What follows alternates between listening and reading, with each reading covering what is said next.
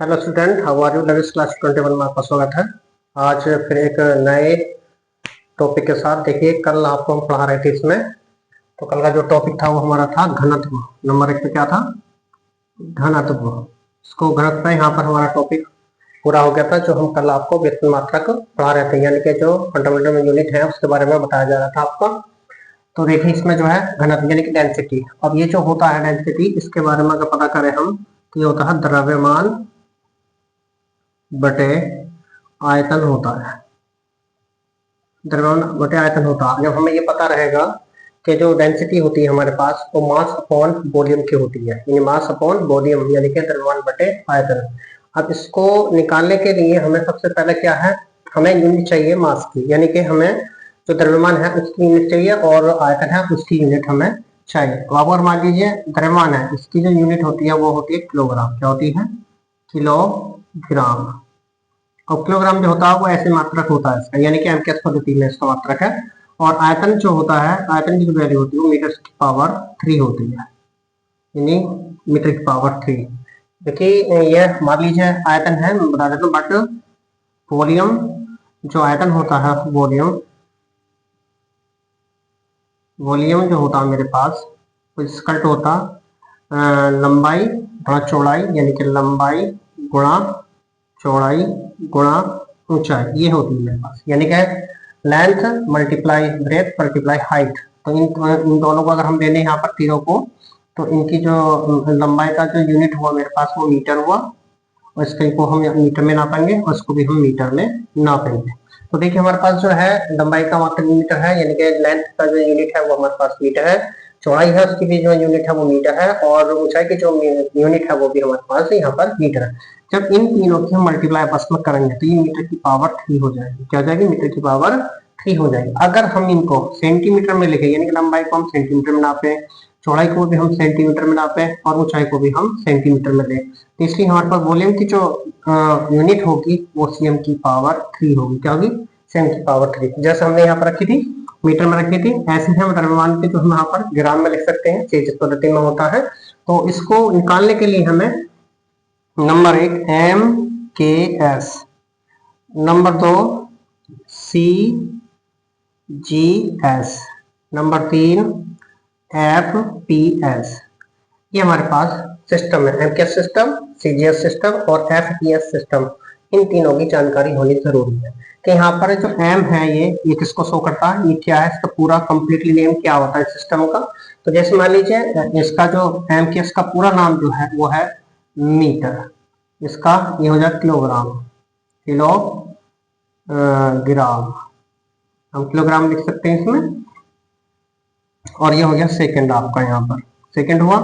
ऐसे मेरे पास यहाँ पर जो C4 हो गया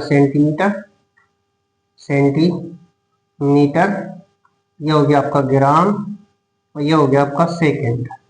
ठीक है नहीं? ऐसे आगे ये हो गया फुट, ये हो गया आपका पाउंड, ये हो गया आपका सेकंड। 3 सिस्टम पढ़नी जरूरी है, तीनों ही इंपॉर्टेंट। अगर ये तीनों हमारे पास समझ में आते हैं, हम आगे की रणनीति निकाल सकते हैं। तो हमें निकालेंगे हम मीटर की पावर 3 रखा, तो ये मैंने बताया कि वॉल्यूम जो होगी हमारे पास जो आयतन है उसकी जो यूनिट होती है वो मीटर की पावर 3 होता।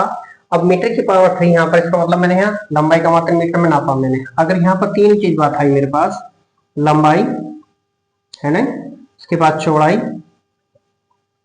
और उसके बाद है आपका ऊंचाई, ये 3 चीज मेरे पास आती हैं।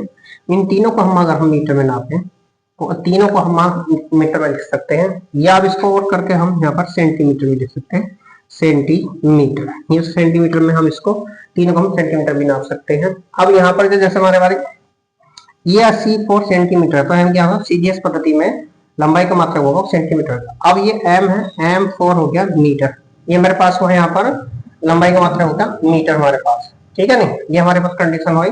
ऐसी चौड़ाई है, चौड़ाई को हमने यहाँ पर तीनों की कंडीशन यहाँ पर ले लिया। तो इसके एमकेएस पद्धति के अनुसार हमारे पास आयतन की जो यूनिट हुई वो मीटर की पावर 3 हुई, ये तीनों को हमने मीटर में लिया। उसके बाद ऐसे ही आयतन की जो यूनिट हुई वो सेंटीमीटर में लिया तीनों को, तो होगा मीटर की पावर 3 हुआ। तो ये सारी चीजें थी इसमें। ऐसे किलोग्राम है, यहाँ पर किलोग्राम जो है द्रव्यमान का मात्रा, जैसे मेरे पास ये द्रव्यमान था, यहाँ द्रव्यमान की बात करते हैं यहाँ पर, द्रव्यमान यानी कि मास। तो किलोग्राम जो है केजी ये एमकेएस पद्धति में है, और जबकि ये जो है ग्राम, ये ग्राम जो है मेरे पास जो है वो सीजीएस पद्धति में है। और जबकि अगर मैं इसकी पाउंड की बात करूं, यहाँ पर पाउंड जो है वो मेरा पास ये फुट पाउंड सेकंड यानी कि एफपीएस सिस्टम के अंतर्गत पाउंड का मात्रक आता है, ये पाउंड यहाँ पर ऐसे। तो ये सारी चीजें मेरे पास कंडीशन आई। अगर मैं इसकी बात करूं तो सीजीएस पद्धति में ये कंडीशन आ गई, और अगर मैं इसको लाऊं यहाँ पर एमकेएस पद्धति में तो ये कंडीशन मेरे यहाँ पर आ जाती है द्रव्यमान। और तीनों ही सिस्टम के अंदर एमकेएस पद्धति और सीजीएस पद्धति और एफपीएस पद्धति में यानी कि सिस्टम में तीनों का मतलब समय की टाइम, समय जो है टाइम है हमारे पास, वो टाइम की जो यूनिट है वो सेकंड है तीनों। यहाँ पे भी सेकंड है, यहाँ पे भी सेकंड है, यहाँ पे भी सेकंड है। तो ये हमारे पास एमकेएस पद्धति, सीजीएस पद्धति या एफपीएस पद्धति कहते हैं ना, ये कहते हैं MKS system, CGS system, FPS system. तीनों में टाइम की जो यूनिट है वो सेकंड है हमारे पास, ये भी सेकंड, यहाँ पे भी सेकंड है। अब यहाँ पर जो है बात चल रही थी हमारे पास घनत्वीय डेंसिटी, डेंसिटी इक्वल टू द्रव्यमान अपॉन आयतन, यानी कि इसकी जो द्रव्यमान की जो यूनिट हुआ किलोग्राम हुआ, और आयतन की जो यूनिट हुई यानी कि वॉल्यूम की यूनिट जो है मीटर की पावर 3 है। तो अगर इसे हम ग्राम में लिख सकते हैं तो यहाँ पे लिखा हमने ग्राम, तो ग्राम अपॉन मीटर की पावर 3। तो इसका मतलब ये इसकी यूनिट हो गई, एक तो हो गई किलोग्राम प्रति मीटर की पावर 3, और अब लिख सकते हैं ग्राम प्रति मीटर की पावर 3, या एक काम कर ले यहाँ पर मीटर, तो यहाँ सेंटीमीटर की पावर 3 लिख सकते हैं, तो यहाँ सीएम की पावर 3 कर सकते हैं हम यहाँ, जैसे ग्राम सीएम की पावर क्या हो जाएगी यहाँ पर 3 हो जाएगी। तो यह तो घनत्व हमारे पास। अब घनत्व के बाद आता है हमारे पास दाब। दाब लीजिए, दाब की बात करते हैं हम यहाँ पर। प्रेशर, प्रेशर क्या होता है, यानी कि प्रेशर जो होता है वो होता है हमारे पास बल बटे क्षेत्रफल, बल बटे क्षेत्रफल होता है आपका। यानी कि अगर मैं शॉर्ट में लिखूं, पी को हम नोट करते हैं, यानी कि प्रेशर को पी से नोट करते हैं, जबकि एफ को यानी बल जो होता है उसको एफ से नोट करता है, जबकि एरिया जो होता है क्षेत्रफल यानी कि एरिया को हम ए से नोट करते हैं। तो एफ बटे ए यानी कि बल बटे प्रति एकांक क्षेत्रफल पर लगने वाले बल को ही दाब कहा जाता है। यानी कि प्रति एकांक क्षेत्रफल पर लगने वाले बल को क्या कहते हैं, दाब कहते हैं, प्रेशर कहते हैं, इन फोर्स के अकॉर्डिंग प्रति यानी वन यूनिट के अनुसार। तो अगर बात इसकी हमें यूनिट निकालनी है, जैसे दाब की यूनिट निकालनी है हमें, तो दाब बराबर हुआ, तो बल है बल बटे क्षेत्रफल, ये मैंने दिखा दिया नीचे क्षेत्रफल। और हमें पता होना चाहिए कि बल की यूनिट जो होती है वो न्यूटन होती है, क्या होती है, न्यूटन होती है, जबकि क्षेत्रफल का क्या होता है, मीटर स्क्वायर होता है, आप जानते हैं मीटर स्क्वायर होता है इसका, यानी कि लंबाई गुणा चौड़ाई, area equal to metre square है आपका, और बल इक्वल टू न्यूटन है, यानी कि बल का जो यूनिट है यानी फोर्स की जो यूनिट है वो न्यूटन है। तो हम इसको पढ़ सकते हैं न्यूटन प्रति मीटर स्क्वायर। ऐसे ही हमारे पास दाब की यूनिट आ गई हमारे पास, ये ऐसे पद्धति में है और एमकेएस पद्धति में। अब इसका जो अन्य मात्रक है और दाब का वो पास्कल भी है, पास्कल, पास्कल का अन्य मात्रक है, ये दाब का मात्रक है पास्कल। बहुत इंपॉर्टेंट है, ज्यादातर परीक्षा में मालूम किया जाता है, जितनी भी परीक्षाएं हैं आपकी होती है इनमें ज्यादातर इस पास्कल की बात यहाँ पर आती है, यानी कि दाब का अन्य मात्रक है पास्कल।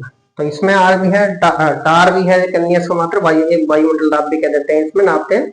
तो सबसे इंपोर्टेंट है वो है पास्कल आपका, ठीक है। अब इसके बाद अगर मान लीजिए हम लेते हैं यहाँ पर, मैंने आपको यहाँ पर बल यूज कर लिया मैंने, तो बल बराबर होता है हमारे पास बल क्या, मैंने बताया बल का मात्रक क्या है, न्यूटन है। तो एफ बराबर क्या होता है, एफ बराबर होता है द्रव्यमान गुणा त्वरण के होता है। तो अब इसे निकालने के लिए द्रव्यमान की तो मेरे पास है, द्रव्यमान की यूनिट मैं जानता हूँ, लेकिन त्वरण क्या होता है, सबसे पहले त्वरण की बात करेंगे यहाँ पर। त्वरण क्या होता है, अगर त्वरण याद नहीं होगा तो हम इसे बल का मात्रक हम नहीं लिख सकते, ना याद हो सकता है। तो त्वरण जो होता है वेग बटे क्या होता है, वेग बटे समय होता है। अब त्वरण को याद करने के लिए वेग चाहिए हमें, वेग वेलोसिटी है, त्वरण एक्सेलरेशन है, टी समय क्या है, टाइम है आपका। अब वेलोसिटी क्या होती है, जब तक हमें वेग के बारे में पता नहीं होने का, वेग का वैल्यू यानी वेग की यूनिट क्या होती है, यानी वेलोसिटी की जो यूनिट होती है वो हमें नहीं मालूम होगा, तो हम एक्सेलरेशन को भी नहीं निकाल सकते। इसी प्रकार हम वेग को जो मात्रक होता है वो वेग बटे समय होता है, त्वरण जो होता है। अब सबसे पहले हमें वेग चाहिए, तो वेग क्या होता है, वेग जो होता है हमारे पास यहाँ पर वो होता है विस्थापन बटे समय, विस्थापन बटे समय होता है। अब वेग को तैयार करने के लिए मेरे पास विस्थापन चाहिए, विस्थापन को किस यूनिट के अंदर हम इसको लेते हैं, समय हम जानते हैं, समय को हम सेकंड में नापते हैं। तो जबकि विस्थापन को हम हमेशा मीटर में नापते हैं। तो इसका जो मीटर हुआ और समय का मात्रक हुआ सेकंड। आपका आप जानते हैं ये भी आपकी सेकंड होती है। तो वेग का जो यूनिट हुई मेरे पास होती मीटर पर सेकंड हुई। अब हमारा वेग की यूनिट तो मिल गया। वेग की यूनिट खाकर हम जब यहाँ पर रखेंगे, यहाँ तो त्वरण की यूनिट मिल जाएगी, यानी एक्सेलरेशन की यूनिट हमें मिल जाएगी। और जब ये मिल जाएगी तो हमें बल की यूनिट भी हमें पास हो जाएगी। तो देखिए आज का यहाँ पर ही तक मतलब, बाकी अगली नेक्स्ट वीडियो में हम इससे आगे समझाएंगे सारी चीजें। तो आज की वीडियो यहाँ पर कंप्लीट होती है और आपसे गुजारिश है कि हमारे चैनल को सब्सक्राइब करें, लाइक करें, शेयर करें। धन्यवाद।